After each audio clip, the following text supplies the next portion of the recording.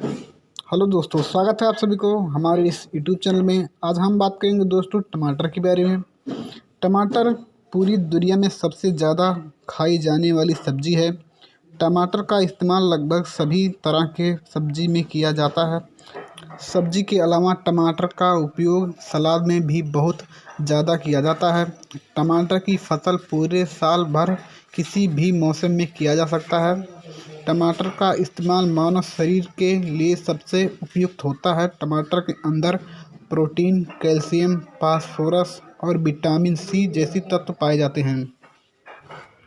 टमाटर की खेती मुख्य रूप से सर्दी और बारिश के मौसम में की जाती है।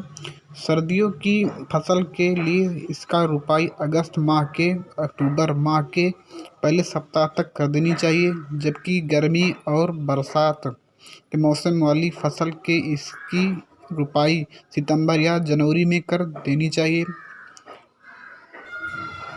टाइम पर पौधे की रुपाई करने से अच्छी फसल प्राप्त होती है। टमाटर के पौधे से अच्छी पैदावार लेने के लिए उसे कभी भी सरातल भूमि में नहीं लगाना चाहिए।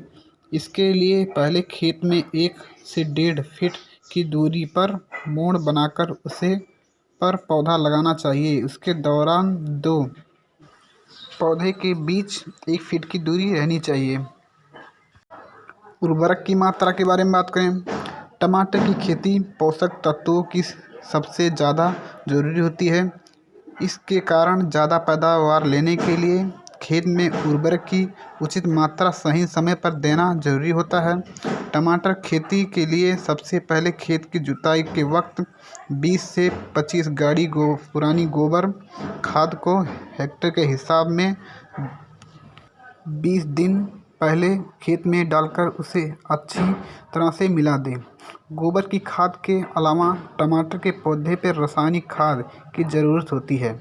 इसके लिए खेत में लास्ट जुताई के वक्त नाइट्रोजन 80 किलो, पोटास 50 किलो और फास्फोरस 60 किलो प्रति हेक्टेयर के हिसाब से खेत में छिड़काव कर दें। उसके बाद खेत में 1 से सवा महीने के बाद 20 किलो नाइट्रोजन पौधे को सिंचाई के साथ टमाटर के पौधे की शुरुआती सिंचाई पौधे के खेत में लगने के साथ ही कर देनी चाहिए। उसके बाद जब तक पौधा अच्छी से अंकुरित ना हो जाए तब तक खेत में नमी की मात्रा बनाए रखें, और जब सभी पौधे की पूरी तरह से अंकुरित हो जाएं, नष्ट हुए पौधे को बाहर निकाल दें।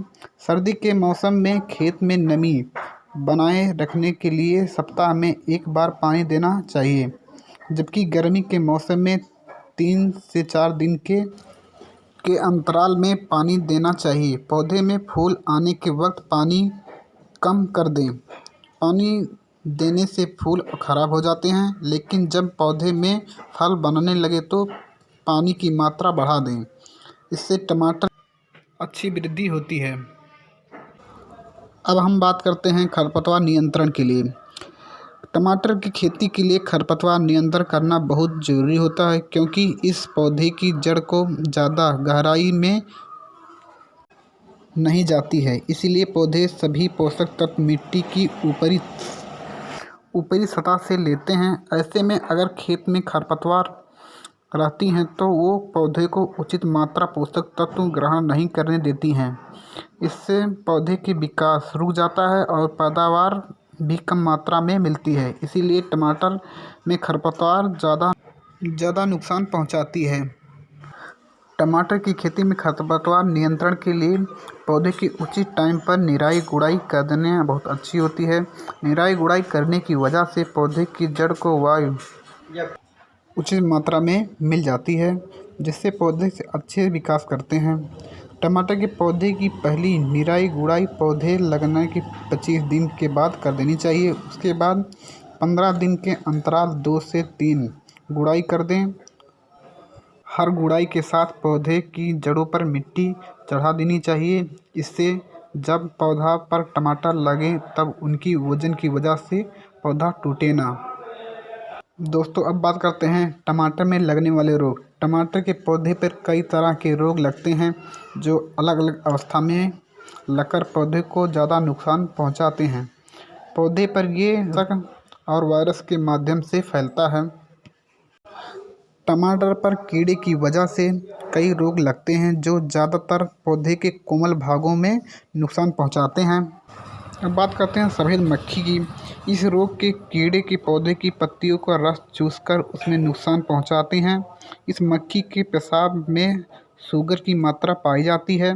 मक्खी पत्ती पर जिस तरह पेशाब करती है वहाँ से पत्ती काली पड़ जाती है, जिससे पौधा प्रकाश संश्लेषण अच्छी से नहीं कर पाती है। इस रोग के लिए पौधे पर डाइमेथेन 30% ईसी, मिथाइल डेमेटोन 30% ईसी की उचित मात्रा पर छिड़काव करना चाहिए। इस कीड़े की वजह से पैदावार पर सबसे ज़्यादा फर्क पड़ता है। इस कीड़े की सूंडी सीधी फलों पर आक्रमण करती हैं,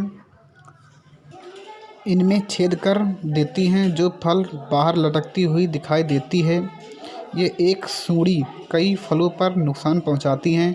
इस रोकथाम के लिए प्रोफेनोफास या क्लोरोपाइरीफास का छिड़काव कर दें। अगर आपने हमारे चैनल को सब्सक्राइब नहीं किया है, आप हमारे चैनल को सब्सक्राइब कर दें, क्योंकि मैं कृषि से संबंधित वीडियो लाया करता हूं। तो बस आज के लिए इतना ही। अगली वीडियो में कुछ नया लेकर उपस्थित होंगे। तब तक के लिए धन्यवाद।